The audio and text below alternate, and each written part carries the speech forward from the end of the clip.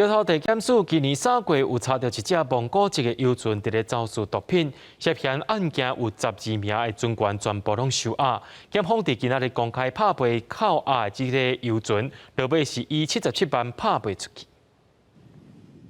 这只船啊，拍卖进前伫新达港边啊开放参观。桥头地检署头一摆伫户外拍卖，有兴趣的业者拢是换现金来参加。拍卖起标的价小原底是95万，想袂到现场无人划价。这块店卖到了250万，上万顶，啊！你去开销。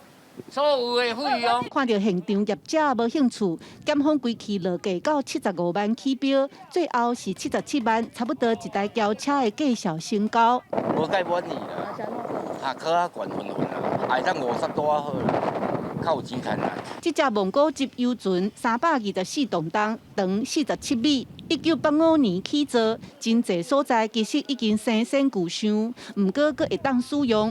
这只船啊是今年3月伫高雄外海载毒品，互检方查扣。目前案件当咧调查，摕到被告的同意，检方就赶要拍卖。我们为什么在侦查中就急着要卖？是因为像邮轮啊，这种东西涉及到它停越久。